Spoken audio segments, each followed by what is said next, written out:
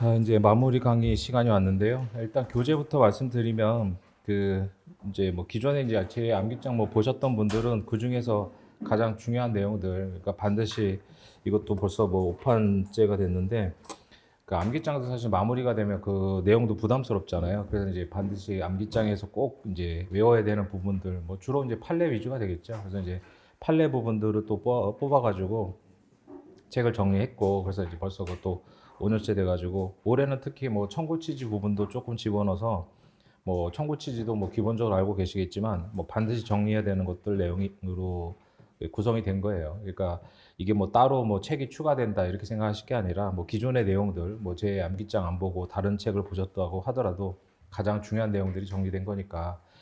그리고 그 최근 판례까지 우리 시험 범위가 이제 6개월 전까지니까 6월달 판례까지잖아요. 그러니까 6월달 판례까지 해서 물론 이제 최판 강의도 뭐 들으셨겠지만 그 6월달 판례까지 중에서도 뭐 다는 실을 수 없는 거고 당연히. 그래서 중요한 판례들은 뭐 꼭 다 실었으니까 그러니까 여기 있는 내용들은 반드시 물론 이거 다 담고 들어갈 수는 없겠지만 중요하게 좀 정리를 하셔야 돼요. 그래서 반드시 외우시고 그러니까 오전 강의에 이제 수업 들으실 때 그래서 뭐 기본 뭐 한 반 이상은 대부분 다 아시는 내용일 테니까 다시 한번 마지막으로 확인한다고 생각하고 그 다음에 그 오후에 그 복습하실 때 지금까지 순환별로 그러니까 1순환부터 했던 거 일단 복습하시고 그러니까 뭐 항상 매년 그렇지만 이제 제가 드린 자료만 정리해도 합격하는데 차고 넘쳐요. 그러니까 그걸 다 정리를 못해서 안 되는 거지. 뭐 거기서 제가 정리 안 한 부분들이 뭐 시험에 나온다 한들 그런 건 아무도 정리 못하고 들어가거든요. 그러니까 매년 똑같은 얘기들인데 그걸 정리해서 내 거로 소화를 시키느냐 못하냐의 차이지 뭐 강사가 정리를 안 해줬는데 뭐 거기서 나와가지고 떨어지고 이런 건 아니에요 절대로. 그러니까 우리가 뭐 100점 맞는 시험이 아니잖아요. 그러니까 제가 드리는 내용들에서 80 뭐 한 70% 정도만 소화를 해도 충분히 합격할 수 있단 말이죠. 근데 뭐 이런 얘기가 그거조차도 정리를 못하고 들어가셔서 이제 점수가 안 나오는 거지 뭐 부족한 건 아니에요. 그러니까 항상 시험에 임박하면은 수험생 입장에서 불안하니까 자꾸 이제 안 봤던 것들, 뭐 희한한 것들, 그리고 또 뭐 이렇게 가끔 뭐 밥 먹고 이제 같이 공부하시는 분들끼리 얘기하면 당연히 아는 건 얘기 안 한단 말이죠. 뭐 희한하고 뭐 어디서 뭐 구석지에 있는 거 이런 얘기들만 하면 막 불안하잖아요. 그러니까 그런 것들 가지고 시험에 뭐 당락을 잡고 이건 절대로 아니죠. 그거는 뭐 영어나 진리잖아요. 어느 시험이든 중요한 것들. 그래서 항상 뭐 교과서 있는 내용들이 뭐 거기서 나오고 하는 건데 그런 것들만 잘 정리해도 충분히 합격할 수 있고 하니까 그래서 그런 부분들이어서 이제 오전에 수업 들으실 때 그 자꾸 중요한 키워드는 자꾸 외워야 돼요. 우리가 이제 손으로 쓰는 건 아니니까 뭐 손으로 자꾸 연습하실 필요 없지만 단어 자체를 자꾸 외우셔가지고 정리하시고 그다음에 이제 오후에는 일단은 저기 뭐예요. 지금 1순환부터 시작해가지고 1순환 때 뭐 저 변식 기출 문제 위주로 봤잖아요. 그러니까 1순환하고 최신 판례랑 이제 그 뭐예요. 저기 지문 문제까지 해서 그걸 다시 한번 정리를 하세요. 그러니까 그것만 정리하고 들어가도 충분하거든요, 매년. 그래서 이제 근데 그것마저도 뭐 정리하기 뭐 적은 양은 아니지만 그래서 그렇게 복습하시고 그다음에 혹시 시간이 남으면 이제 부족한 부분을 하고 이제 그렇게 가는 거예요. 그리고 이제 민사법 끝나면 이제 형사 들어갈 때 이제 민사법도 하루에 한 1시간 정도씩 시간 내 가지고 다시 한번 계속 공부하고 그러니까 민사는 이제 시험 보기 전날까지 전날은 어차피 그 헌법 행정법 봐야 되잖아요. 그러니까 시험 보기 전날까지 계속 이제 그 공부한다 그렇게 생각하시면 돼요. 그래서 이 책도 그래서 작년에 아직 올해죠. 그러니까 올해 발표하고 어떤 분도 연락하셔가지고 그러니까 마지막에 물론 그분도 이제 암기장 위주로 뭐 제 거로 들었지만 그러니까 마지막에 이제 암기장 자체도 부담스러우니까 이 책 사가지고 시험 보기 전까지 한 5번 돌렸다고 하더라고요. 같이 스타디하는 사람들끼리 그냥 거의 이제 외운 거죠 이거를. 그렇게 하고 중간에 하루 쉴 때 3일차 하루 쉬잖아요. 하루 쉴 때 한 번 반 정도 봤다고 하더라고요. 그러니까 그 정도 볼 정도 이 책을 그 정도 볼 수 있을 정도가 되면 당연히 뭐 저 답안지 쓸 수 있잖아요. 그러니까 여기 정리된 게 이제 한 350페이지 정도 되는데 상법까지 다 하면 그래서 그 내용들이 이제 답안지에 거의 뭐 각 페이지별로 이제 그 한 반 이상은 여기 있는 내용들로 채워질 테니까 철저하게 암기하시고 그다음에 이제 뭐 정지문용으로도 활용할 수 있겠죠. 그래서 뭐 5페이지에 있는 실효 원칙 이런 것들은 뭐 주관식에 쓸만한 내용들이 크게 아니잖아요. 권리남용 이런 것도. 그래서 그런 것도 또 빼놓으면 좀 애매해서 이제 집어넣은 거니까 그런 것들을 위주로 이제 특히 이제 주관식 사례형 기록형에 써야 될 것들 위주로 이제 자꾸 암기를 하시고 객관식은 뭐 눈에 자꾸 발음되니까 그렇게 해서 지금부터도 뭐 이제 시험 보시고 뭐 여러 가지 생각들을 하시고 왔을 텐데 지금부터도 어차피 시험이라는 건 마지막 한 달, 두 달이잖아요. 그러니까 이제 객관식 같은 경우는 마지막 한 달이고 주관식 시험은 마지막 두 달이란 말이죠. 그러니까 저 같은 경우도 보면 저희 때는 뭐 1차, 2차 따로 봤으니까 그래서 이제 여러분들도 뭐 주관식, 객관식 다 같이 보니까 마지막 두 달이 이제 가장 어차피 두 달 동안에 돌리려고 1년 내내 고생한 거잖아요. 그러니까 지금부터 뭐 합격을 수십 번 좌우할 수 있는 시간적 그 기회가 있기 때문에 이제 지금부터 본격적으로 시작이에요, 사실. 근데 이제 보통 매년 보면 뭐 저도 수험생이었고 제가 뭐 계속 이제 그 많이 지켜봐 봤잖아요. 저도 수험생이었고 뭐 학생들 많이 봐봤는데 그러니까 지금부터 잘 따라오느냐 이제 이게 이제 당락을 좌우하는 거예요. 그러니까 물론 그동안에 뭐 하나도 안 하다가 뭐 지금부터 해갖고 될 수 있는 건 그럴 수는 없는데 어찌됐건 학원 다니면서 꾸준히 왔잖아요. 그럼 중간중간에 뭐 슬럼프도 있었을 거고 뭐 당연히 여러 가지 사정도 있었을 텐데 결국 이제 10월 그 신모 끝나고 지금부터 열심히 따라오느냐 못 따라오냐가 이제 거의 뭐 합격의 8, 90%를 좌우해요. 그러니까 지금부터 해도 늦은 건 절대로 아니니까 지금부터 해가지고 그동안의 내용들을 정리하시고 그러니까 뭐 너무 그 부족한 부분만 자꾸 보인단 말이죠. 항상 그렇잖아요. 시험이라는 게 부족한 부분만 보이고 그럴 수밖에 없는데 좀 어느 정도 자신감도 갖고 지금 말씀드린 대로 그러니까 범위를 딱 정해놓고 그거를 이제 그 어느 정도 내 거 소화하고 들어가면 나는 합격한다 이런 자신감도 필요해요. 지금은 그래서 이제 근거 없는 자신감도 필요할 때니까 그 기준이 되는 게 이제 일순환 때부터 드렸던 자료를 정리하라는 거예요. 그러니까 그 자료 정리하면 충분하니까 제발 그 자료 좀 정리하고 들어가시면 충분한데 그것마저도 못 하잖아요. 그러니까 지금 10월 중순 다 끝나고 이제 내일 모레 11월인데 그래서 뭐 변식 기출문제 선택형 같은 경우도 기출문제 정리 못했다. 그럼 지금부터 하면 돼요. 지금부터 하면 어차피 반 이상은 본 지문이들이기 때문에 지워 나가면서 하면 되고 그래서 그런 식으로 활용하셔가지고 그래서 이제 막판까지 끝까지 학원에 꾸준히 나오시고 혼자 앉아가지고 하면 막판이 될수록 저도 그랬지만 자꾸 어디 숨으면 안 돼요. 혼자 들어가면 이게 불안하고 하기 때문에 그래서 뭐 사람마다 성격이 좀 다르긴 하지만 주변에서 나랑 똑같은 공부하면 불안해서 공부를 못 한다는 사람도 있지만 그건 바람직하지 않아요. 그러니까 자꾸 학원에 나오고 뭐 독서실에서 끝까지 앉아 있고 문 닫을 때까지 공부가 안 되더라도 앉아 있어야지 공부 안 된다고 혼자 집에 가가지고 앉아 있으면 더 안 하잖아요. 그 사람이 또 이렇게 피폐해진단 말이죠, 자꾸. 그러니까 자꾸 이제 그럴수록 밖에 나와 있어야 돼요. 그러니까 학원에 꼭 나오시고 대부분 보면 막판에 뭐 급하니까 뭐 그 뭐야 저기 학원에 나오는 시간까지 전략하겠다. 그렇게까지 전략해서 할 필요는 없고요. 그러니까 학원에 나오셔가지고 수업 듣고 그 다음에 점심 드시고 오후에 이제 복습하면서 일순환 때부터 했던 거 다 쭉 돌리고 그래서 이제 민법 같은 경우는 총 7회니까 이제 한 하루에 한 30페이지 뭐 30페이지 정도씩 나갈 텐데 그거 복습하고 그 다음에 자꾸 들고 다니면서 자꾸 외워야 돼요, 지금부터는. 그러니까 지금부터는 자꾸 외우시면서 가야 되는 거고, 주관식은 외우지 않으면, 계속 말씀드렸잖아요. 주관식은 외우지 않으면 쓸 수 없으니까 자꾸 이제 외우고, 그래서 이제 지금은 이제 뭐 이제 한 두 달 정도밖에 안 남았으니까 계속 이제 외우면서 하면서 그런 부분들로 정리를 하셔야 돼요. 그렇게 되면, 그러니까 요 내용들을 이제 정리해가지고, 이게 뭐 다 새로운 내용이 아니잖아요. 그러니까 지금까지 있었던 내용들을 이제 정리를 하는 거란 말이에요.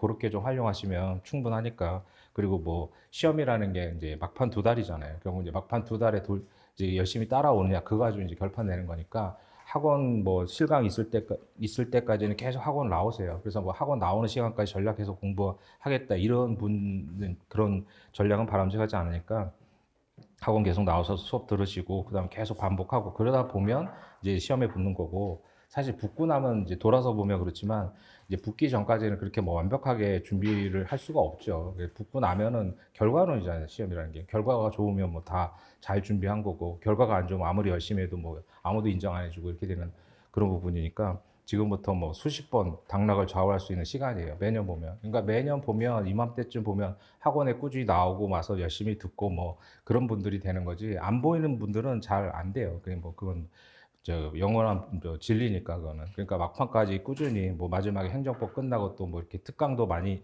몇 가지 있는데 그 특강 같은 것도 되도록이면 나오셔가지고 뭐 물론 선별해서 뭐 들어야 될 필요는 있겠지만 그래서 되도록이면 학원에 나와가지고 끝까지 앉아 있는 게 그렇게 돼야 되지 혼자서 자꾸 어디로 이렇게 조용한 데로 자꾸 숨으시면 안 돼요. 그러니까 철저하게 이제 뭐 독서실 열심히 다니시고 학원 나와가지고 공부 안 되더라도 자꾸 앉아 있어야 돼요. 막판에는. 그러니까 공부 안 된다고 이제 자꾸 이렇게 돌아다니고 하면 더 안 되는 거죠. 그러니까 자꾸 독서실에 앉아가지고 본인 스스로 속여야 돼요. 나는 공부가 잘 되고 있다 이런 식으로 해야지 공부 안 된다고 자꾸 뭐 강아지 마냥 막 돌아다니고 이러면 절대로 안 된단 말이죠. 그래서 철저하게 앉아가지고 이제 공부가 되든 안 되든 이제 시간을 꼭 지켜가지고 하시고, 그래서 되도록이면 이제 학원을 꼭 나오셔서 수업 들으시고 그렇게 좀 활용하세요.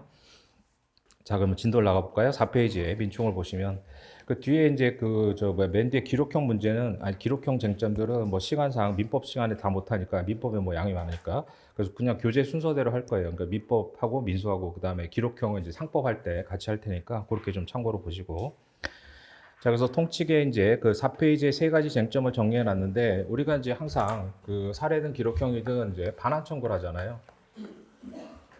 갑의를 상대로 어떠한 이제 반환 청구 또는 이제 성립된 계약에 소멸을 청구하죠. 소멸했다는 법률 관계.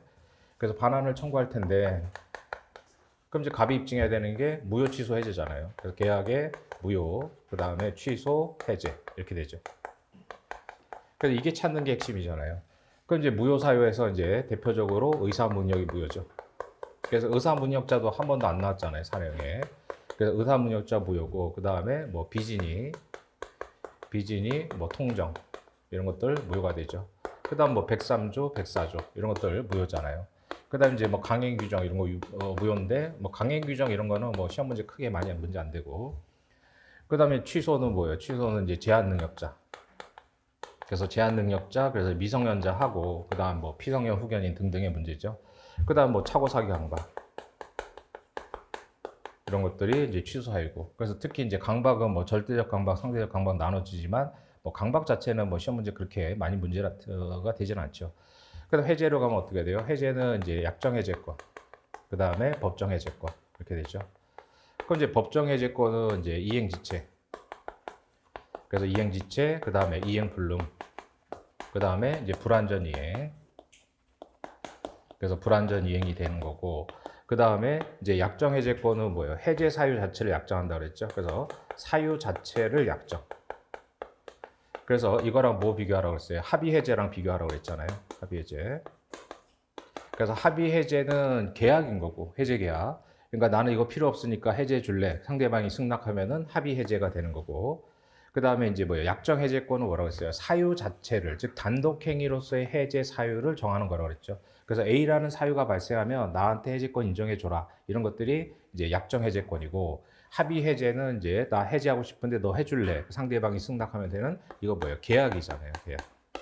이렇게 된 거고. 그래서 이제 약정 해제권에서는 사유를 정하면은 그 사유에 따라서 해제권이 발생하니까, 이런 건 당연한 거니까 시험에 묻질 않잖아요. 그래서 중요한 게 565조. 그죠? 계약금에서. 그건 뭐 뒤에서 하겠지만. 그래서 565조도 이행의 착수, 미리 착수할 수 있냐, 그 중요한 쟁점인데 아직 안 나왔으니까 그런 것들 대비하는 거고.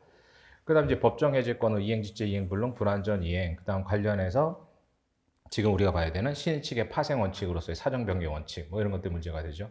그러니까 이런 것들은 이제 갑이 을을 상대로 해가지고 뭐 기록형도 마찬가지잖아요. 그래서 반환 청구 또는 소멸 청구하면은 머릿속으로 이거 쭉 스크린하면서 해당 부분의 쟁점들을 찾는 거죠. 그렇게 기억을 하시는 거고. 그래서 여기서 이제 문제가 되는 게, 우리가 이제 지금 보시는 이제 행위기초론. 그래서 행위기초론이 문제가 되죠. 그래서 행위기초론 뭐라고 했어요? 법률 행위 기초라고 그랬잖아요. 그래서 법률행위 기초가 됐던 사정이 바뀌었는데, 그러면 이제 불이익을 입을 당사자가 있겠죠.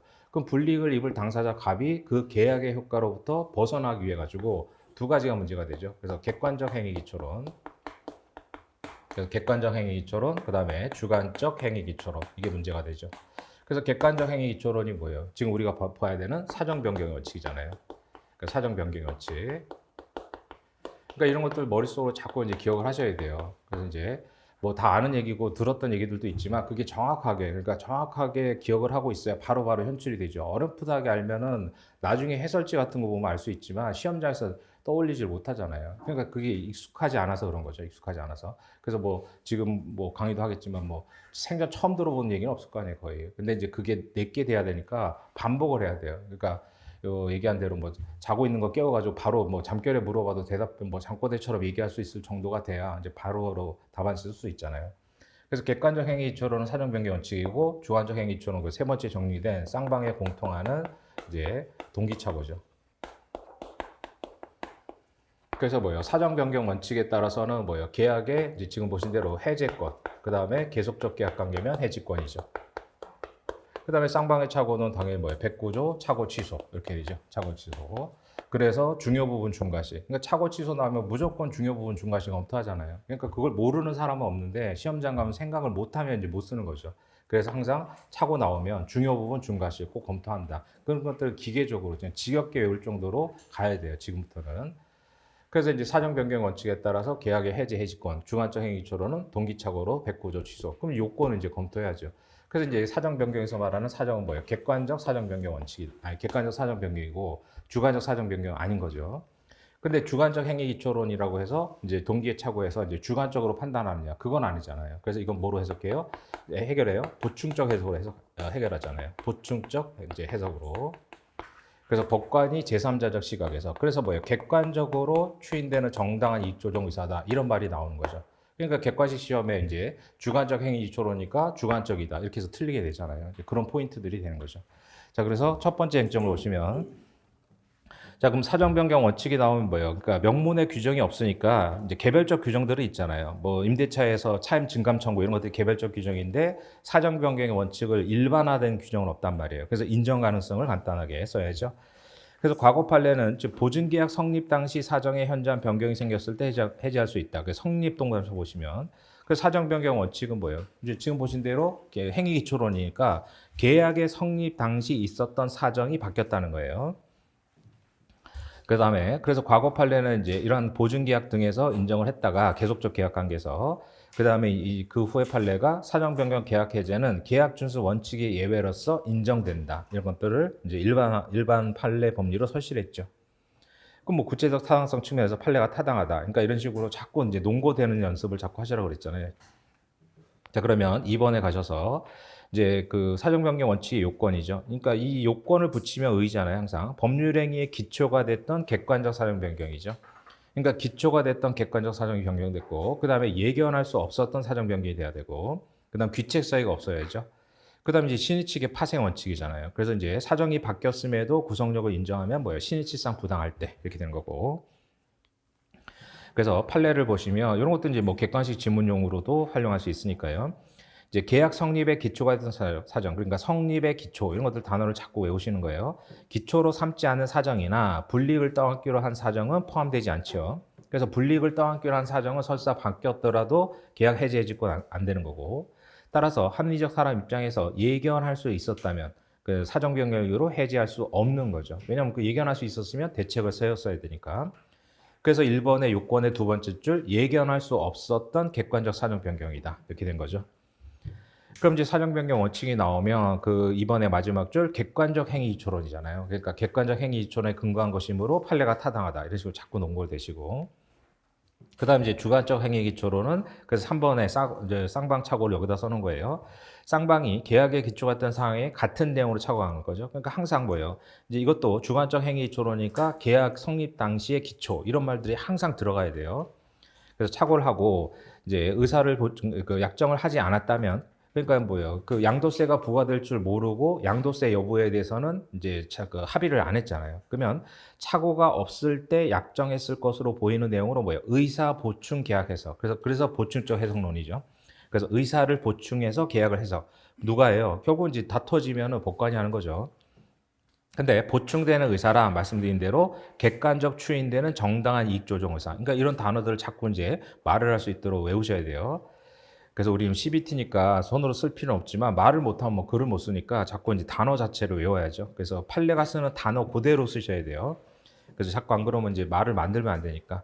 그래서 객관적으로 추인되는 정당한 이익 조정 의사 이런 것들 키워드로 외우시고.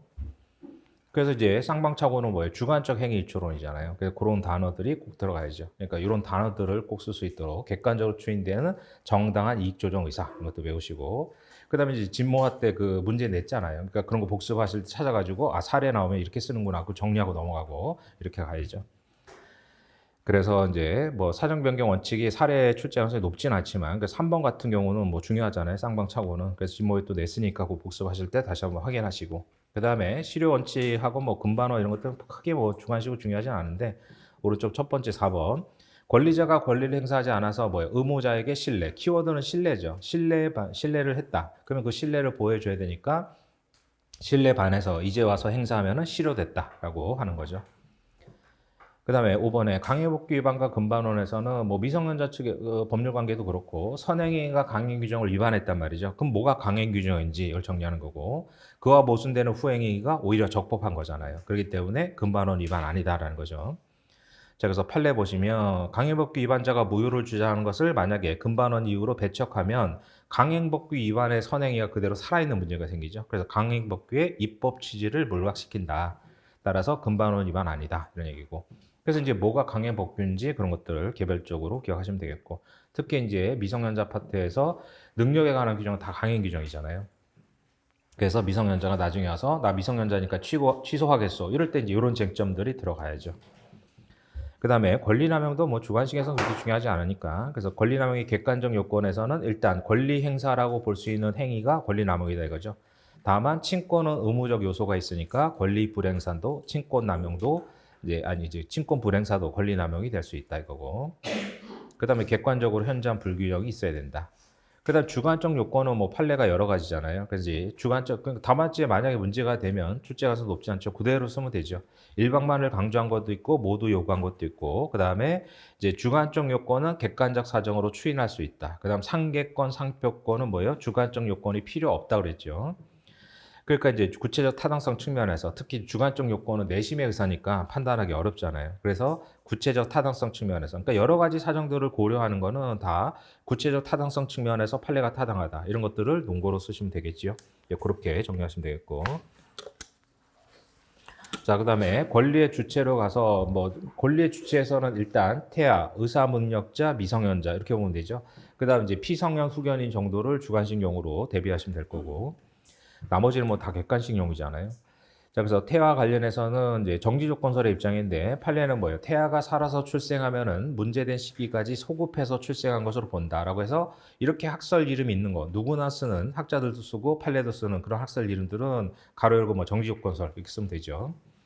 그래서 살아서 출생하면은 문제된 시기로 소급해서 출생한 것으로 본다는 정지조건설의 입장이다. 그다음 뭐예요? 개별적 보호주의. 그러니까 우리 입법자들은 이제 불상 유인만 인정하잖아요. 그래서 개별적 보호주의 취지상 판례가 타당하다. 이렇게 가면 되고. 그래서 이제 태아인 동안에는 정지조건설, 해제조건설의 구별실익이 있죠. 근데 구별실익이 없는 건 이미 출생을 했다. 또는 이미 사산이 됐다. 그때는 이론적 구성만 달리할 뿐 똑같다고 그랬잖아요. 그럼 뭐 객관식으로 보시면 되고. 그다음 이제 9번 쟁점으로 가서 이제 그러면 이제 그 자연인 중에서는 이제 일단 의사문역자가 문제가 되는데 의사문역자의 법률 행위는 항상 사례 문제에서 뭐 지능 지수가 얼마다 뭐 이렇게 나오잖아요. 그럼 이제 의사 능력의 개념을 쓰고 이 사람은 의사문역자다 이렇게 써줘야죠. 시험 문제에서 의사문역자인 갑은 이렇게 안 나오잖아요. 그래서 갑이 뭐 지능 지수가 얼마고 어쩌고 이렇게 나오죠. 그럼 이제 갑이 의사문역자인지 여부를 검토해야 되는데 선결 쟁점으로 그럼 의사 능력의 개념을 반드시 써야 되잖아요. 그래서 인식력, 예기력, 합리적, 정신적 이렇게 외우라고 그랬죠. 그래서 인식력, 예기력을 바탕으로 합리적 판단할 수 있는 정신적. 그러니까 인식력, 예기력, 합리적, 정신적 이런 단어들이 들어가야 되고 그 다음에 판단은 어떻게 돼요? 제한 능력은 획일적으로 판단하지만 이번에 의사 능력은 법률행위에 관련해서 개별적 판단한다. 그러니까 천재도 술 마시고 도장 찍으면 만취 상태 도장 찍으면 의사 문역자라고 그랬잖아요. 개별적으로 그 행위할 당시를 기준으로. 그 다음에 일상적 의미만을 이해해서는 알기 어려운 법률적 의미. 그러니까 일상적 의미, 법률적 의미죠. 그때는 법률적 의미에 대해서도 이해할 수 있어야 된다. 그래서 이제 평상시에 뭐 버스 타고 어디 학교 가고 이 정도 할 수 있어도 근저당권이 무슨 말인지 모른다. 그러면 의사문역자다. 이럴 때 쓰는 거잖아요. 그래서 일상적 의미, 법률적 의미. 그다음 일반적으로 그러니까 행위 능력자는 의사 능력이 있다고 보잖아요. 그러니까 의사 능력이 없는 게 예외니까 3번에 의사 능력을 이유로 무효를 주장한 자가 그러니까 그에 대한 증명 책임을 부담한다 이거죠. 그래서 무효 취소 해제에서 무효 이제 하나 나왔죠. 그래서 이제 무효를 주장한 자가 의사 문역자다. 그 상태 그 당시에 의사 문역이었다고 증명 책임을 부담하는 거고. 그다음에 이제 자연인에서 미성년자 그 카드 법률 관계를 봐야 되죠. 그래서 그것도 뭐 가장 리딩 케이스고 뭐 웬만한 책들에 뭐 다 있으니까 시험 문제 안 나오지만 이제 A 카드 회사가 있고 이제 갑이 미성년자 측이죠. 그럼 여기에 이제 을이라는 이제 법정 대리인 있을 거고 그럼 법정 대리인 누구예요? 이제 친권자고 그 다음에 친권자 없으면 이제 후견인 이렇게 되죠. 그러니까 이제 미성년자 후견인 어떻게 선임하는지 그런 건 객관식용이니까 그런 거 복습하실 때 이제 조문 찾아서 여러분들이 하시는 거예요. 그래서 친권자 후견인이고 그 다음에 여기에 집이 가맹점 이제 가맹점이 있죠. 가맹점. 그래서 이제 두 판례를 정리해야 되잖아요. 그럼 갑이 이제 누구예요? 취소권자죠. 취소권자. 물론 이제 법정 대리인도 취소권 행사할 수 있고, 그러니까 취소권자는 뭐 입증하면 돼요? 취소 사유만 입증하면 되죠. 그러니까 취소 사유만 입증하면 되고, 그러니까 미성년자다. 그 당시 미성년자였다. 이것만 입증하면 되죠. 그럼 취소권을 막으려는 상대방이 뭐예요? 취소권 배제 사유. 그래서 취소권의 배제 사유를 입증하는 거죠. 배제 사유. 그래서 첫 번째 2000년도 판례에서는 뭐예요? 그러니까 결국 이제 취소가 됐잖아요. 그래서 이게 이제 카드 발급 법률 관계가 이게 취소가 됐죠.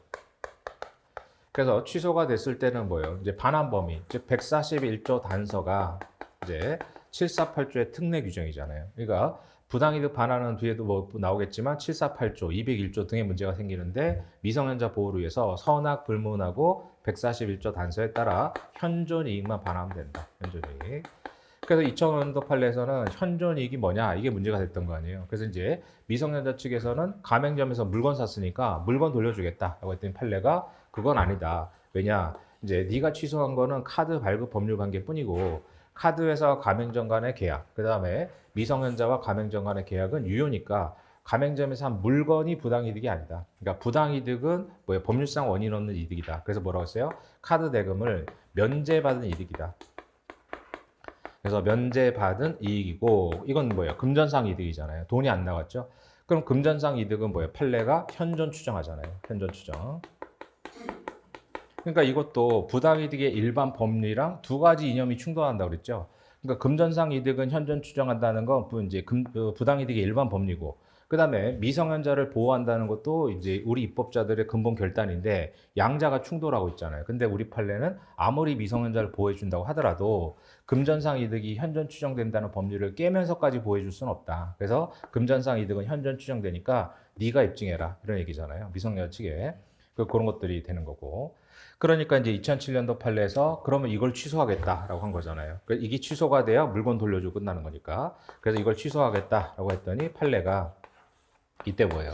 지금 가맹점에서 물건 샀대. 그때는 그 2007년도 판례에서는 걔가 이제 미성년자가 아르바이트 했죠. 그래서 뭐가 됐어요? 처분 허락받은 재산. 그래서 처분 허락받은 재산이죠. 그래서 아르바이트에서 한 달에 60만 원씩 벌었잖아요. 그래서 그 돈 가지고 카드로 이제 물건을 사고, 다행히 이제 한 달에 나가는 카드 결제 대금이 60만 원을 안 넘었단 말이죠. 그래서 처분 허락받은 재산으로 본 거죠. 그럼 그 돈 가지고 뭐 카드로 쓰든 현금으로 인출해 쓰든 방법은 문제 안 된다. 처분 허락받은 재산이기 때문에 취소할 수 없다, 결국은. 근데 지금 선행 쟁점으로 뭐였어요? 이제 금반원 위반 아니냐? 금반원 위반 아니란 말이죠. 그래서 미성년자가 이제 속임수를 쓰지 않는 한 미성년자로서 카드로 이제 물건을 사고 나서 나중에 와서 취소하겠소. 그거 자체가 금반원 위반 아닌 거죠. 그러니까 그게 이제 선행 쟁점으로 조금 전에 보셨던 이제 선행행위 자체가 강행규정 위반이니까 그와 모순되는 후행행위. 나 미성년자니까 취소하겠소. 이게 금반원 위반은 아니라는 거죠. 그걸 먼저 써주고 그 다음에 처분 허락받은 재산이어서 결국은 취소가 안 된다. 그렇게 쟁점이잖아요. 그러니까 이것도 뭐 워낙 유명해서 안 나오고 있는 거죠. 그러니까 뭐 어느 책에나 다 있는 거니까. 그래서 이걸 통해 가지고 미성년자의 법률 관계 및 그다음 뭐예요? 취소의 구조 이런 것들을 정리하시면 되니까요. 자, 그래서 10번에 보면 미성년자의 취소 가능성. 그러면 이제 갑 입장에서는 뭐예요? 취소 요건 사실 첫 번째, 행위자가 행위 당시 만 19세 미만인 사실. 그 다음에 취소 의사 표시를 했고 그게 도달 사실. 이게 요건 사실이죠. 그러니까 뭐 취소권 배제 사유 이런 거 입증할 필요 없는 거고. 그 상대방은 취소권 배제 사유로 항변한다 이런 거고. 그 다음에 이제 그러면 미성년자가 취소하는 것이 신의칙 금반원 위반하느냐? 아니라고 그랬죠. 법정 대리인 동의 없이 계약을 체결한 미성년자가 나중에 와서 취소하는 것은 선행행위 자체가 강행 규정이기 때문에 이제 신의칙 위반이 아니다라는 거죠. 대표적으로 능력에 관한 규정은 다 강행 규정이니까. 그 다음에 11번 쟁점에서 그러면 이제 상대방 A 측에서 뭐 입증해야 돼요? 취소권 배제 사유인데 대표적으로 법정 대리인 동의 있잖아요. 그래서 판례는 법정 대리인의 묵시적 동의 또는 묵시적 처분 허락. 그래서 뭐 명시적인 거는 시험 문제 잘 안 나오니까 묵시적 동의나 묵시적 처분 허락 있는 재산의 처분이 된다면 그때는 취소할 수 없죠. 그래서 이제 특히 이제 묵시적 동의가 문제가 되는 거고. 그래서 12번 쟁점 가셔가지고 카드 법률 그 얘기죠. 미성년자 연령 등을 종합적으로 고려하고 동의 허락의 범위 내라면, 그래서 아르바이트 번 돈 네가 써라 이렇게 했죠. 그럼 신용카드로 결제하든 현금으로 구매하든 똑같다라는 거고. 그래서 동의 허락의 범위 내라면 액수의 범위잖아요. 액수. 처분 방법은 문제되지 않죠. 그래서 액수의 범위고 그 다음에 그 목적물의 이제 용도. 그래서 뭐 저기 학원비 내라고 해도 유흥비 써도 상관없죠. 그래서 처분 방법은 문제되지 않으므로 판례가 타당하다.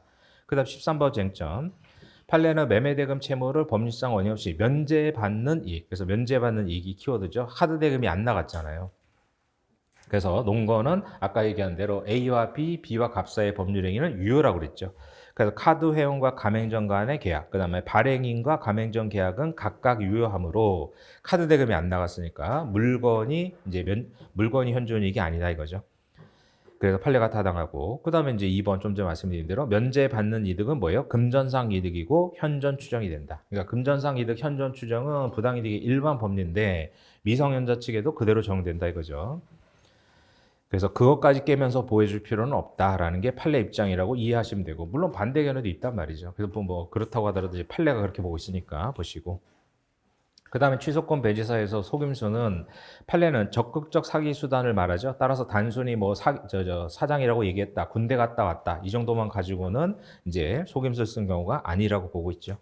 그럼 이게 누구한테 유리한 판례예요? 미성년자한테 유리한 거니까 말씀드린 대로 제한능력자 보호 취지상 판례가 타당하다. 그러니까 논거 쓸만한 거 생각 안 나면 이 판례를 취할 때 유리한 자에게 뭐 취지상 이렇게 붙이면 되잖아요. 이거 미성년자한테 유리한 판례니까 미성년자를 보호한다는 취지상 판례가 타당하다. 이렇게 가시면 되죠. 그래서 적극적 기망수단을 말한다. 이거고. 그 다음에 이제 법인으로 가서, 그러니까 자연인에서는 태아, 의사무역자, 뭐 미성년자 이 세 명하고, 그 다음에 이제 피성년 후견인 정도 주관식으로, 뭐 피성년 후견인은 이제 그 민소법에서도 문제 됐었잖아요. 그래서 이제 그 민소법 뭐 집모할 때도 한번 푸셨고, 미성년자 송달, 뭐 뒤에 미성년자 민소에 나오겠지만 송달 뭐 그런 최근 판례도 있었잖아요. 그런 거 나중에 복습하실 때 이제 보시면 되는 거고. 자, 일단 법인으로 가서는 15번 쟁점. 이것도 일단 뭐 객관식으로 해임 같은 거. 이 해임은 뭐 상법에서 오히려 문제되지, 뭐 민법에서는 잘 문제 안 되잖아요. 그러니까 이런 것들 그냥 객관식 용어로 이제 읽어두면 되죠. 최근 판례니까. 자, 1번 보세요. 법인의 정관에 해임 사유 규정이 있을 때 의미 없는 규정이 아니라는 거죠. 이사의 중대한 의무 위반 등의 특별한 사정이 없는 한 법인은 뭐예요? 정관에서 정하지 아니한 사유로 해임하면 안 된다는 거죠. 해임 사유를 규정했다면. 왜냐? 이제 법인과 이사는 뭐예요? 위인 관계잖아요. 그래서 민법 689조 1항에 따르면 언제든지 해지할 수 있죠. 신뢰관계가 중요하니까 언제든지 해지할 수 있다. 다만 이제 일정 요건을 갖추면 손해배상만 해주면 되잖아요. 따라서 법인은 원칙적으로 임기 만료 전에도 언제든지 해임할 수 있는데, 이러면 이제 이사들이 뭐 불안해서 일을 못하죠. 따라서 우리 판례가 뭐로 갔어요? 임의 규정으로 봤잖아요. 임의 규정. 그렇기 때문에 정관으로 별도로 해임 사유 절차 규정을 뒀다면 이때는 뭐예요? 단순히 명확하는 거 이외에 신분 보장의 의미가 있다 그죠? 신분 보장. 그러니까 신분 보장 이런 것도 키워드로 외우시면 되겠고. 그래서 신분 보장이기 때문에 단순히 뭐예요? 그 정관 규정을 주의적 규정으로 볼 수 없고, 그래서 이제 그 외의 사유로는 해임할 수 없다 이거예요. 그럼 반대로 양가로 2번 쟁점을 가서, 그러면 이제 정관에 규정된 사유만 갖추면 해임할 수 있지 별도 사유를 또 요구하느냐? 그럴 필요 없다는 거잖아요. 그래서 법인이 정관에서 해임 사유와 절차를 정했고 그 정관상 사유가 발생했다면 그냥 절차에 따르면 된다는 거죠. 그러니까 절차에 따르면 되고 추가 요건을 요구할 필요는 없다는 거고. 그래서 그 요건 외에 법인과 이사의 신뢰관계가 유지되기 어려울 정도에 이르다는 요건을 추가로 충족될 필요는 없다 이거죠. 정관에서 정했다면. 그래서 결론은 마지막 세 줄이잖아요. 정관 존중 필요성은 해임할 때에서, 즉 정관에서 정하지 아니한 사유로 해임할 때도 지켜야 되는 거고, 그 다음에 정한 사유로 해임할 때도 마찬가지라는 거죠. 그러니까 정관에서 어떤 사유에, 즉 결국은 해임 사유와 절차를 정했다면 그 사유 외의 사유로 해임하면 안 되는 거고, 그 사유에 따라서 절차에 따라서 해임하면 되는 거지 또 별도 사유를 추가로 요구하지는 않는다. 뭐 객관식 내기 딱 좋잖아요. 그래서 객관식 용어로 기억을 해두시면 되겠고. 그 다음에 16번 이제 법인의 책임에서는 대표 기관이 행위하면 법인에 기속되죠. 그래서 이거는 뭐 상법에서 더 많이 볼 거잖아요. 나중에 뭐 상법에서 종합적으로 또 정리를 하겠지만, 이제 뭐 법인이 있다. 그러니까 이제 거기에 이제 A가 대표자가 되죠. 그래서 이제 상대방 갑이 이제 갑은 항상 이제 시작점은 뭐라고 그랬어요? 항상 상법에서도 그렇고 시작점은 법인을 상대로 상대방이 계약상 이행 청구 여기서 출발하는 거죠. 그래서 계약상 이행 청구. 그래서 계약상 이행 청구를 하는 거고 법인 측에서 이제 무효 사유를 주장하잖아요. 그럼 계약상 이행 청구는 뭐 계약이 성립됐다는 걸 전제로 해서 갑이 이제 그걸 입증하는 거고 그럼 뭐 채무 불이행이나 불법행 이런 게 문제가 되죠. 그래서 이제 16번 쟁점 보면 법인이 대표 기관 통해서 법률 행위했을 때는 이제 대표에는 뭐예요? 대리 법리가 준용되잖아요. 따라서 대표권자와 맺은 법률 행위 효과는 누구한테 귀속돼요? 법인에게 귀속되고 따라서 법인이 이행을 안 하면 법인을 상대로 체불 손배로 가는 거죠. 그래서 체불 손배 책임도 법인만이 책임의 귀속 주체가 되는 것이 원칙이고 그래서 근거는 또 391조 채무불이행 책임 즉 이행보주자의 고의과실을 채무자의 고의과실로 보죠. 그 법인도 마찬가지로 대표기관의 고의과실에 따른 채무불이행의 책임의 주체는 누구예요? 법인 즉 체불손배는 법인을 상대로 해야죠. 체불손배를 그 대표자를 상대로 하는 건 아니고 대표자를 상대로 하려면 750조 요건을 갖춰야 되는데 그러니까 여기서도 뭐 기록형 같은 데 나올 수 있잖아요. 그러니까 대표자한테 소송해달라. 그러면 이제 청구 원인에 750조를 써야죠.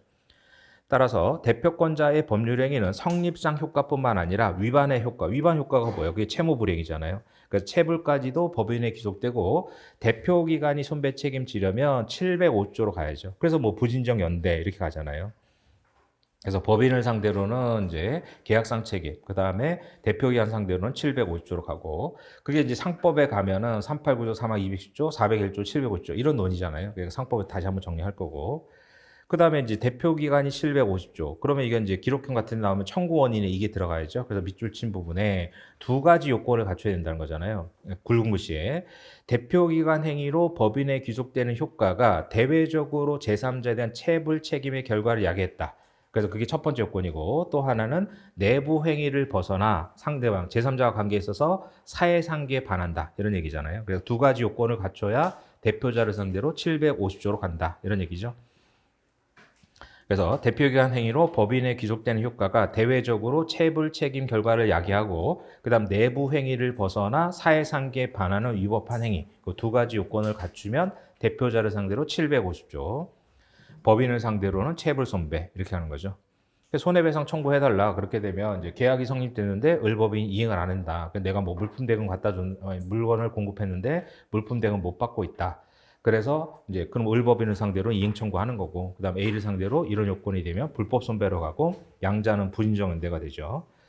그럼 이제 기록형 가면 피고들은 공동하여 원고에게 뭐 이렇게 갈 거고 그럼 이로 가고 그다음 이제 17번, 18번 이런 것도 중요하고 법인의 이슈가 한 3년 전에 사례에서도 한번 쟁점이 됐었죠. 이것도 뭐 중요한 쟁점으로 계속 꼽다가 사례로 나왔는데 그 첫 번째 쟁점이 중요하죠. 자, 그래서 이제 뭐 A 은행이 있고 그래서 A은행의 갑이 뭐예요? 지점장이란 말이죠. 그래서 지점장은 상법상 지배인이잖아요. 지배인. 포괄적 대리권을 가진 지배인이죠. 그래서 A은행이 이제 B회사에게 뭐 대출을 해줬죠. 대출 계약. 그래서 여기에 이제 뭐예요? 이제 을이라는 피용자가 있을 거고. 그래서 피용자가 되면 사용자 책임지는 거고 만약에 이 사람이 뭐 대표이사면 상법으로 가겠죠. 그래서 이제 대출 계약을 체결했는데 이 대출 계약이 무효가 됐어요. 이제 무효를 전제로 해가지고 그래서 무효가 됐다. 그럼 이제 대출 계약상 이행 청구는 못 하는 거고 그러면은 이제 이 법인을 상대로는 뭐예요? 누가 행위했느냐에 따라서 그러니까 피용자가 행위했으면은 이제 사용자 책임이 되죠. 그래서 피용자가 행위했으면은 사용자 책임이 되는 거고 그 다음에 뭐예요? 대표자가 했으면은 뭐예요? 법인의 불법 행위. 그래서 이 대표자라고 쓰죠. 그래서 대표자가 있으면은 이제 민법이면 어디로 가요? 그래서 민법이면 35조로 가고 그 다음에 상법이면은 389조 사망이 준용하는 210조 이렇게 가죠. 이제 B를 상대로는.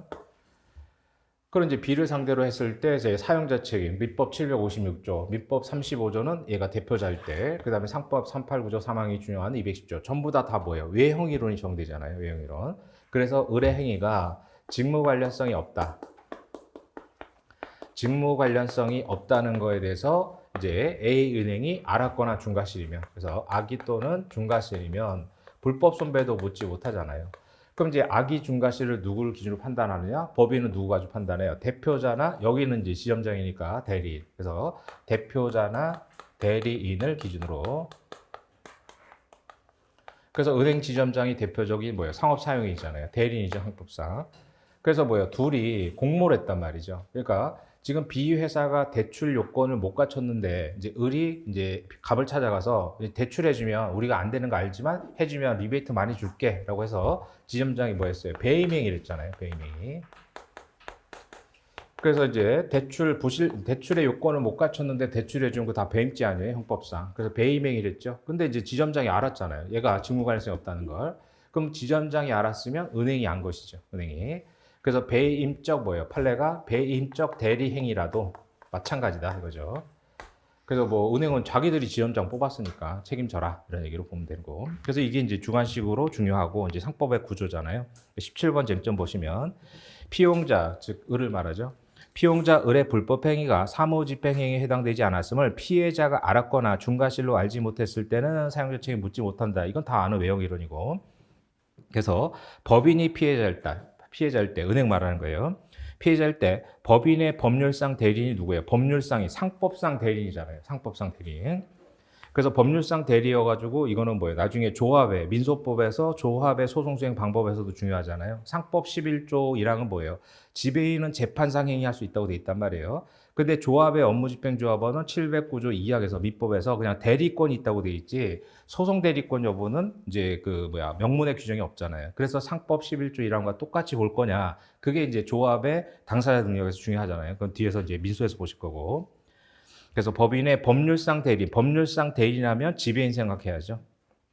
물론 이제 부분 사용인도 있지만 뭐 그 부분 사용인까지 사려내긴 좀 그러니까. 그래서 법률상 대리인은 상법상 대리인 지배인 생각하셔야 되고. 그래서 이제 지배인이 즉 지점장이 피용자의 행위가 사무집행 행위에 해당되지 않음을 안 때. 그래서 뭐예요? 그 이제 을이 갑한테 가가지고 리베이트 줄 테니까 부실 대출 좀 해줘라 이렇게 얘기한 거잖아요. 그때를 피해자인 법인이 알았다고 봐야 되고. 그러니까 이제 은행에서 뭐라고 한 거예요? 아니 얘는 지금 우리한테 배임죄 저질렀는데 얘가 알았다고 우리가 안다는 거 억울하다. 그러니까 판례가 그래도 마찬가지다 이거잖아요. 그래서 마지막 두 줄에 이는 법률상 대리인이 법인의 배임적 대리행위. 그러니까 뭐 배임행위 있잖아요. 형법상 배임죄죠. 업무상 배임죄. 이때도 마찬가지다. 그러니까 이제 불이익은 당연히 은행이 지어야죠. 자기들이 뽑았잖아요. 그러니까 이런 그 대리인이 이제 상대방의 행위가 직무관련성이 없다는 것을 알았거나 중과실하면 설사 그게 그 본인 측에게 배임적 대리인이라고 하더라도 마찬가지로 이제 대표자 대리인이 알았으면 법인이 한 것이다. 이런 얘기죠. 자, 이거는 뭐예요? 외부 관계 문제잖아요. 그러니까 비회사를 상대로 사용자 책임이나 불법 선배 물을 수 있냐? 외부 관계는 대표자의 인식, 대표자나 대리인의 인식을 기준으로 판단한다. 이거죠. 그럼 이제 내부적으로 어떻게 돼요?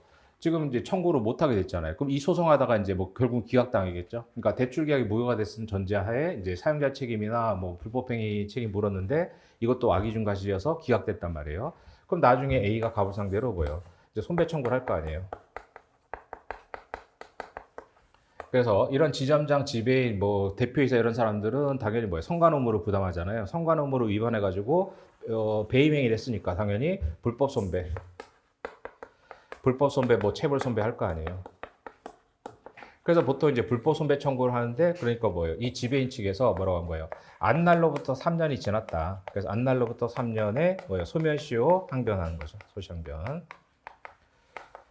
그래서 이제 A은행의 대표자가 이제 갑을 상대로 손해배상 청구를 할 거 아니에요. 불법행위가 손해배상, 배임행위는 뭐 불법행위니까. 그러니까 이제 갑이 뭐예요? 이 판례를 갖다가 인용하면서 내가 알았을 때 법인이 안 것이라고 했으니까 내가 이 횡령행위, 배임행위 할 때 안 거다. 그러니까 그때로부터 3년이 지났다라고 소시항변했더니 판례가 이때는 아니라는 거죠. 이때는 너의 인식이 아니다. 이렇게 본 게 그 아래 판례죠. 자, 그래서 18번 쟁점 보시면 대표자가 법인에게 불법행위했을 때 뭐 횡령 배임 이런 거잖아요. 법인의 이익을 정당하게 보전할 권한을 가진 다른 대표자, 임원, 사원, 직원 등이 안 때 그때 안 날로부터 3년의 단기시효가 진행하는 거죠.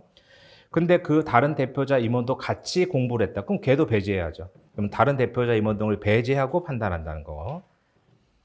그래서 이제 이런 법리는 뭐예요? 채권자 취소권의 안날도 마찬가지다. 그러니까 갑의 입장에서는 어떻게 돼요? 갑은 이제 당연히 이 소송 끝나서 A가 질 텐데 그럼 자기한테 당연히 손배 청구 들어오죠. 그러니까 뭐예요? 갑이 재산을 빼돌렸단 말이죠. 사행이. 그래서 사행에서 병 명의로 재산을 다 빼돌렸다. 그러니까 A 은행이 병을 상대로 사행이 취소 소송을 제기한 거죠. 그럼 사행이 취소 소송에서 갑은 이제 피고가 아니니까 갑이 뭐 이쪽에 뭐 보조 참가나 이런 거 하면서 갑이 뭐예요? 똑같은 주장한 거죠. 결국 이제 내가 알았을 때 법인이 한 것이고, 그럼 안날로부터 내가 이거 재산 빼돌릴 때 이게 사행이라는 걸 내가 알았기 때문에 법인이 알았고, 안날로부터 당연히 이제 안날로부터 1년 지났다라고 하니까 판례가 이때도 아니라는 거죠. 이때도 너의 인식이 아니라 다른 대표자의 인식을 기준으로 판단한다 이거예요. 그래서 마지막 세 줄이 그 얘기죠. 대표자에 대한 손배를 피보전 권리로 해서 법인이 채취권 행사할 때 취소 원인을 안 날도 마찬가지다. 누굴 기준으로요? 다른 대표자, 임원, 사원, 직원 등이. 근데 걔도 같이 공동 불법행위하면 걔를 배제하고 판단한다는 거죠. 이건 뭐예요? 제가 제목에 써놓은 대로 내부 관계의 문제잖아요. 그러니까 내부 관계니까 뭐 거래 안전 이런 걸 보호할 필요가 없죠. 자, 그래서 그렇게 기준으로 판단하는 거예요. 그래서 17번의 제목에 외부적 법률 관계, 18번의 내부적 법률 관계라고 했죠. 그러니까 이것도 질문 많이 하는 내용이고, 뭐 다행히 뭐 한 3년 전에 사례 출제가 됐지만 다시 나올 수 있는 거니까. 그래서 외부 관계와 내부 관계를 가지고 따지는 거예요. 그래서 그 부분 가지고. 그러니까 첫 번째 판례는 이제 일반적으로는 뭐예요? 일반적으로는 그 대표자나 대리인이 설사 본인에게 이런 배임적 대리행위를 했더라도 원칙적으로 대리인이나 대표자가 알면 법인이 한 것이다. 근데 그거에 대한 예외가 내부 관계일 때는 거래 안전이 필요 없잖아요. 내부 관계는. 그럴 때는 대표자의 인식이 차단이 된다. 이거잖아요. 그러니까 대내 관계냐 대외 관계냐 이게 판단 기준이에요. 그렇게 보시고. 그래서 몇 년 전에 사례 쟁점이 됐지만 다시 나올 수 있는 부분이고. 그다음 19번에 뭐 750, 법인의 불법행위는 이제 행위자가 누구냐죠. 그래서 이건 뭐 상법에서 오히려 더 중요하잖아요. 그러니까 피용자일 때는 사용자 책임을 가는 거고. 그건 상법도 마찬가지죠. 그다음에 대표자일 때는 이제 민법상 법인이면 35조, 비법인 사단이면 어디로 가요? 35조 유추로 가는 거죠. 그다음에 이제 상법상 주식회사면 이제 389조, 3하220조 이렇게 되는 거고. 대표자일 때 행위자가. 자, 그래서 1번에 법인의 불법행위가 성립하려면 이사 기타 대표자가 직무 관련성이 있어야죠. 손해를 가하고 그 다음에 뭐예요? 행위자가 750조의 일반 요건을 갖춰야죠. 행위자가. 소위 말하는 대위 책임설이잖아요. 그럼 이제 직무 관련성은 아시다시피 외형 이론에서 그러니까 이런 판례들도 그대로 써야 돼요. 그러니까 대표자 행위가 대표자 개인의 사리를 도모 이게 뭐 사리, 사적이 그러니까 대표권 남용이잖아요. 그 다음에 법령 규정 위배. 거기서 말하는 법령은 당연히 강행 규정이겠죠. 위배됐더라도 외관상 객관적으로. 그래서 외관상 객관적으로 직무 관련 행위라고 인정할 수 있다면 직무 관련성이 인정된다. 그러니까 이게 굉장히 중요한 문구잖아요. 두 줄이. 그 두 줄에 이제 케이스 한 30점이 걸려 있는 거죠, 사실은. 근데 물론 출제 가능성 상법에서 더 높지만. 그러니까 A라는 단체가 있고요. 그 다음에 갑이 이제 뭐 대표자나 두 명으로 나눠야죠. 대표자나 대표자 외에는 다 뭐예요? 피용자가 되죠. 그러니까 주식회사도 대표이사만 대표자고 뭐 상무이사 이런 사람들은 그냥 높은 간부에 불과하죠. 다 피용자죠. 그러니까 대표자냐 피용자냐를 가지고 그럼 이제 B가 거래 상대방인데 이게 이제 상법 문제 80%가 다 이거였잖아요. 지금까지 나온 게. 그럼 출발점은 항상 B가 A를 상대로 계약상 이행 청구해서 출발을 하잖아요. 그래서 계약상에 이행 청구를 하는 거고. 그래서 이제 단체 측에서는 뭘 주장해요? 무효 사유를 주장하는 거잖아요. 그걸 보면. 그래서 이제 단체 측에서 무효 사유.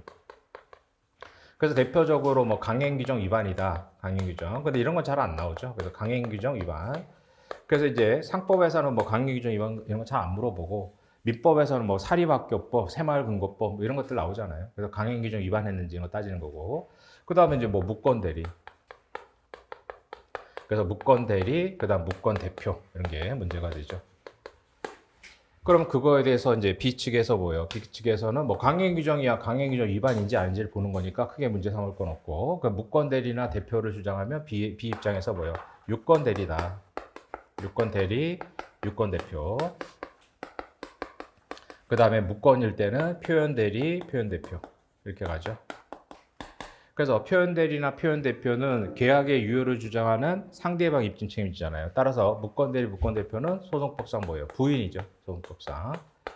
그래서 유권이나 표현은 유효를 주장하는 상대방 측에 집중하기 때문에 본인 측에서 이제 그 갑한테는 대리권이 없다. 이건 소송법상 이제 부인이 되는 거고. 그래서 이렇게 가고. 그래서 유권이나 표현이 입증됐다. 그러면 이제 A는 뭐예요? 이게 상법에서는 전단적 대표가 들어가죠. 그래서 전단적 대표 행위. 그러니까 전단적 대표 행위로서 뭐 이사회 결의 사항이다, 주청 결의 사항이다. 그래서 이사회 결의인데 흠결됐다. 그 다음에 주청 결의인데 흠결됐다. 이렇게 되는 거죠. 그래서 요 얘기를 이제 상법에서 다시 한번 보기로 하고, 그 다음에 이제 그걸 통과를 하게 되면 그때는 또 이제 뭐예요? 대표권 남용 이게 되는 거죠. 그래서 대표권 남용 행위. 그래서 대표권 남용 행위로서 이게 다 뭐예요? 무효 사유잖아요. 그러니까 강행 규정 위반에도 무효죠. 그다음 무권 대리도 무효죠. 전단적 대표도 뭐예요? 그러니까 전단적 대표도 악의 중과실. 그다음 주총 같은 건 374 상법 374 위반하면 그냥 강행 규정이니까 무효. 대표권 남용도 갑의 배임 의사에 대해서 알았거나 알 수 있었으면 무효. 뭐가 다 무효예요? 이 계약이 무효라는 거죠. 그러니까 이제 이 단체 측에서 다 무효를 주장하는 거잖아요. 무효를.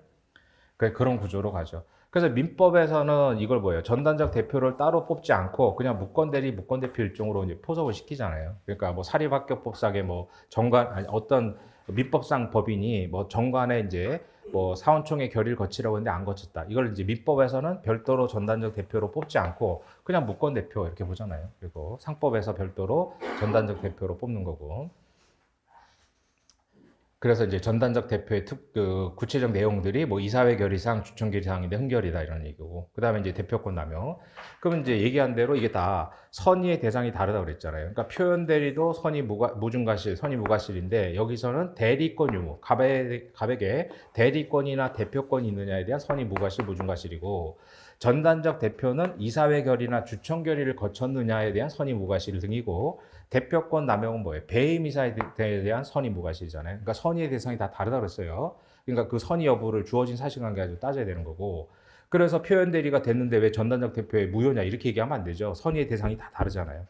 그러니까 B는 A한테 계약상 청구하려면 여기를 다 통과해야 된단 말이죠. 유권이나 표현이 되거나 또 그다음에 유권 표현되고 그다음에 전단적 대표에 대해서도 선의 무과실 또는 선의 무중과실 그다음 대표권 남용도 선의 무과실 등이 돼야 A를 상대로 이행 청구하는데 그래서 하나라도 걸리면 어떻게 돼요? 하나라도 걸리면 무효가 된단 말이에요. 무효가. 그럼 무효가 되면 또 그냥 물러나면 안 되고 뭐예요? 불법 손배로 가야 될 거 아니에요. 그때는 이제 계약상 청구가 배척이 되면 불법 손배나 부당이득 가야죠. 그래서 불법 손배나 이제 부당이득. 그래서 요즘은 이런 형태의 사례 문제를 잘 안 내시는데 초기에는 그래서 뭐였어요? 이렇게 해서 이제 소송법의 문제로서 바로 뭐예요? 그러니까 계약상 이행 청구랑 동시에 불법 부당이득이 성립할 수 없잖아요. 그러니까 이게 뭐예요? 예비적 병합이죠. 그래서 진정 예비적. 그래서 주의적 청구로 계약상 이행 청구를 하고 계약상 이행 청구가 성립이 안 될 때는 예비적으로 불법 부당 이거는 뭐예요? 선택적 병합이잖아요. 그러니까 불법 손배 부당이득은 아시다시피 선택적 병합이죠. 그래서 주의적으로 계약상 이행 청구하고 예비적으로 불법 손배 부당이득을 선택적 병합으로 묻고 그래서 이제 그런 실제법 묻고 그 다음 문제에서 소송법 묻고 이런 형태가 이제 초기 문제는 많이 나왔는데 요즘은 그런 거 잘 안 내시는데 뭐 그런 형태로도 나올 수 있죠. 그래서 이제 사실관계 하나 주고 1번 문제로서 이제 민법 문제 내고 그다음 2번에서 소송의 형태를 묻고 할 수 있잖아요. 그래서 이제 양립이 불가능하니까 계약상 청구와 동시에 불법 부당이득이 성립할 수 없죠. 그러니까 진정 예비적이고 그다음에 예비적 청구로서 불법 손배 부당이득을 합치면 이건 선택적 병합이 되고 이런 형태로 갈 수 있고 그래서 이런 형태의 구조를 알아두셔야 되는 부분이잖아요. 그 얘기고. 그래서 이제 그 9페이지 맨 밑에 다시 보시면 대표자 개인의 사리를 도모, 즉 대표권 남용으로서 무효. 그 다음에 강행규정 위배로서 무효. 즉 계약이 무효라도 이런 얘기잖아요. 그래서 계약이 무효라도 해서 불법 손배로 갈 때는 좀 전에 얘기한 대로 A가 이제 뭐예요? 민법이면 민법상 법인이면 민법 35조. 자, 비법인 사단 재단일 때는요. 민법 35조 유추잖아요. 그 다음에 이제 주식회사로 가면 아까 얘기했던 상법 389조 사망이 준용하는 210조. 똑같은 조문들이죠. 똑같이. 그 다음에 이제 갑이 뭐예요? 대표자가 아닐 때는 전부 다 민법 756조 사용자 책임을 가는 거고. 이렇게 가죠. 그래서 이제 그 누구야? A 단체를 상대로 할 때는 단체를. 그 다음에 갑을 상대로 할 때는 이제 상법에서는 389조 사망 210조, 401조, 705조 가는 거고. 그 외에는 전부 다 민법 705조로 가는 거고 그 얘기잖아요. 그래서 요거는 뭐 상법에서 맨날 하는 거고 다시 한번 상법에 또 정리하겠지만 그래서 다 똑같이 외용이론 적용되잖아요. 외용이론. 그래서 마지막 줄 이제 사리 도모 그다음 강행 규정 이외에서 계약이 무효라도 이런 얘기잖아요. 그래서 마지막 줄 외관상 객관적으로 직무 관련성의 행위라고 인정된다면 되는 거죠. 그렇게 정리하시고 그다음 넘어가셔서 잘 아시다시피 상대방 신뢰 보호니까 상대방이 악의 중과실일 때는 책임 물을 수 없다 이런 얘기고. 그다음에 이제 재단법인 출연 재산도 뭐 선택형에서 그 14년도 벌써 그 10년 됐잖아요. 그래서 한 문제로 통 문제를 하나 나왔죠. 그런 것들은 이제 찾아가지고 객관식에서 보셨겠지만 다시 한번 마지막으로 정리해 보는 거예요. 자, 출연 재산 귀속 시기는 두 가지 학설. 이거는 논거 제시형으로 나올 수 있다고 그랬죠. 그래서 이제 재단법인 측에서 아니면 거래받은 이전 등기 받은 제3자 측에서 어떤 주장할 수 있는지 써봐라. 이제 그 사건 맡은 변호사 입장에서 뭐 준비 서면에 쓸 내용들을 정리해봐라. 이런 식으로 나올 수 있잖아요. 그래서 A가 출연자. 그래서 출연자가 했는데 갑이 뭐예요? 갑 이제 재단법인이 이제 설립 등기를 한 거죠. 그래서 재단법인이 설립 등기를 하고. 근데 뭐예요? 이 부동산. 그러니까 뭐 X 부동산, 그 다음에 Y 동산. 이 문제가 되죠. 그래서 등기 등록, 즉 물권 변동을 위해 가지고 별도의 공시 방법이 필요한 것들이 문제되죠. 그러니까 뭐예요? 지명채권은 문제가 안 되잖아요. 그러니까 지명채권은 그냥 가져라 하는 순간, 즉 지명채권은 준물권행위니까 합의만 있으면 넘어가죠. 그러니까 통지 승낙은 대항 요건에 불과하니까. 그래서 이런 식으로 부동산, 동산, 그다음 뭐 배서 등을 요구하는 뭐 지시채권 이런 것들의 물권 변동 요구할 때 별도의 공시 방법이 필요한 것들. 그래서 이제 을한테 뭐 소위 등이나 부동산 소위 등, 그다음에 유체 동산에 인도가 됐다. 이랬을 때 이제 갑 재단법인 측에서 을을 상대로 반환 청구할 수 있느냐? 그럼 이제 누구한테 기속되느냐의 문제죠. 자, 그래서 이거는 근거 꼭 알아두시라고 했잖아요. 그래서 뭐 객관식에서도 뭐 큰 문제 나왔지만 한참 됐으니까. 자, 그래서 20번 쟁점에서 48조설은 어떻게 돼요? 결국 이제 이전 등기 없어도 갑 재단법인이 설립 등기하면 뭐가 돼요? 소유자가 되는 거죠, 소유자. 그러니까 48조설에 따르면 재단법인이 설립 등기하는 순간 이전 등기 안 하더라도 소유권에 대한 물청이에요. 그래서 첫 번째 논거는 뭐예요? 48조가 187조, 즉 등기 없이도 권리를 취득하는 기타 법률 규정이다라고 보는 거죠. 그럼 48조는 누구한테 좋은 거예요? 재단법인한테 좋은 거잖아요. 그러니까 재단법인 보호하기 위한 특별 규정이다고 하는 거고. 그 다음에 이제 10번은 뭐예요? 만약에 그 밑에 나오는 186조설에 따르면 재단법인이 이전 등기하기 전에는 재산 없는 재단법인이 되니까 재단법인 본질에 반한다. 이렇게 비판했죠. 그러니까 이제 21번 쟁점 186조설에서 뭐라고 한 거예요? 10번 논거를 보면 재단법인한테는 권리 이전 청구권이라는 채청이고 채청도 재산권이니까 니네가 얘기하는 것처럼 우리가 재산 없는 재단법인이 아니야 라고 얘기한 거잖아요. 그랬더니 다시 48조설에서 반박하기를 D번으로 올라가셔서 출연행위는 물권행위인데 물권행위에서 어떻게 채권적 청구권이 발생하냐, 니네 주장은 모순이다 라고 얘기하는 거잖아요. 그래서 그렇게 이제 비판을 좀 연결하시고, 그 다음에 21번 쟁점에서 48조는 대항요건주의인 구민법상의 규정을 답습한 것이다. 그러니까 우리가 해방되고 나서 60년 1월 1일 민법 시행하기 전까지는 일본 민법 그대로 베꼈었잖아요. 그걸 구민법이라고 하죠. 그래서 구민법은 대항요건주의였단 말이죠. 그러니까 48조는 원래 삭제될 조문인데 입법자들이 실수로 삭제를 안 한 거기 때문에 48조를 근거로 하면 안 된다. 그리고 이제 B번의 논거는 이제 그 48조설의 A번 논거에 대한 반박이죠. 48조는 형성적 효력이 없기 때문에 187조의 기타 법률 규정을 볼 수 없다. 그러니까 187조의 기타 법률 규정은 거기서 말하는 187조 판결도 형성 판결만 말하잖아요. 그러니까 형성적 효력 있는 규정이기 때문에 48조는 187조에 들어갈 수 없다. 그러니까 48조설의 A번에 대한 논고 반박이잖아요. 그다음 C번의 논거를 맞고, 그러면 이제 186조설에서는 48조는 뭐냐? 결과적으로 삭제될 조문인데 D번 논거, 재단법인한테 채권적 청구권이 발생한다는 것을 그냥 선언해 준 규정에 불과하다. 결과적으로는 삭제될 조문이다. 이렇게 설명하는 거죠. 그래서 뭐 그런 논거들을 기억하시고, 그러니까 객관식은 한 문제 나왔으니까 그거 한 문제 다시 한번 풀어보시고 복습할 때, 그 다음에 이제 주관식 용어로 각각의 논거 한 두 가지씩은 기억하셔야죠. 자, 학설은 됐고, 그럼 판례는요. 22번 쟁점. 출연재산은 출연자 법인 간의 내부 관계에 있어서는 법인 설립 등기 시에 법인에 귀속되지요. 그럼 어떻게 돼요? 설립 등기하는 순간 법인이 소유자가 되는 거고. 그러나 제3자 대외 관계에서는 이전 등기를 받아야 된다. 그러니까 대내 관계, 대외 관계를 나누고 있죠. 판례는. 그럼 대내 관계는 아무런 문제가 안 되잖아요. 그러니까 대내 관계는 을이 없으면 출연자가 가지고 있으면은 갑이 A를 상대로 출연 계약상에 청구를 하잖아요. 그게 이제 물청이냐 채청이냐 차이점만 있는 거고, 그러니까 이제 제3자가 없는 사안은 내지도 않잖아요. 그때는 뭐 갑 재단법인이 설립등기한 다음에 출연자가 이전 안 해줘요. 그럼 이행 청구하면 되잖아요. 그게 이제 186조설로 가면 채권적 청구권이고 48조로 가면 물청이고 그 차이점만 있고, 하여간 갑이 A를 상대로 청구할 수 있는 건 문제가 안 되니까, 그러니까 갑과 A만 있는 사안은 내지도 않단 말이죠. 그러니까 이렇게 제3자가 나오는 사안을 낼 수밖에 없죠. 그래서 대외관계는 186조설. 한편 그러니까 판례가 또 이거밖에 없잖아요. 유언으로 재단법인 설립할 때는 재단법인이 등기를 안 하면, 그래서 재단법인이 설립 등기했는데 이전 등기 안 하면 유언자의 상속인으로부터 등기를 마친 이 판례가 뭐라고 했어요? 선의의 제3자라고 했단 말이에요.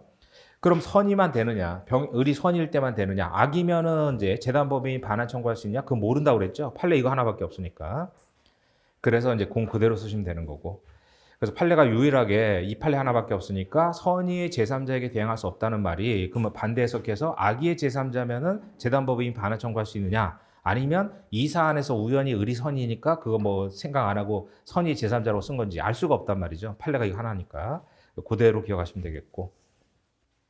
그 다음에 23번 쟁점에 가셔서, 이것도 뭐 이제 사립학교법 얘기라서 뭐 주관식으로 그렇게 중요하진 않죠. 그래서 학교법인이 기본 재산의 용도 변경하거나 의무 부담할 때는 주무관청의 허가를 받아야 되고, 허가 없으면 효력이 없다. 강행 규정으로 보는 거죠. 그래서 사립학교법 28조가 그나마 민법 문제로 나올 수 있는 부분이죠. 그 다음에 반드시 사전에 받을 필요는 없다. 학교법인이 계약 체결한 후라도 허가받으면 유효가 될 수 있는데, 당연히 불허가 처분이 있을 때, 그다음 오른쪽에 허가 신청 안을 의사를 명백히 표시하거나 철회했을 때, 그다음 불가능할 때, 이때는 뭐예요? 강행규정 위반, 사립학교법 위반이니까 무효 확정. 그러니까 강행규정 위반으로 무효인 거예요.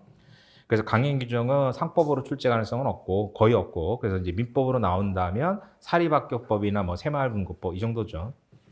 그럼 이것들은 뭐예요? 취지를 쓰면 되잖아요. 사립학교법은 학교법인 재산 보존에 관할 관청의 허가 없이 용도 변경을 금지하는 것이기 때문에 판례가 타당하다. 그러니까 무효로 확정된다. 그럼 어떻게 돼요? 사립학교는 반환 청구가 가능하잖아요. 아까 얘기한 대로. 그래서 사립학교법을 위반해서 학교법인 이사장이 부동산을 증여했다, 매매했다. 그럼 뭐예요? 사립학교는 말소등기 청구, 반환 청구가 가능하죠. 그때 이제 무효 취소 해제 중에서 강행법규 위반으로 무효다 이런 거 주장하는 게 그나마 나오면 그 정도 나올 수 있으니까 그렇게 정리하시고, 자 잠시 쉬었다가 45분부터 계속 하죠.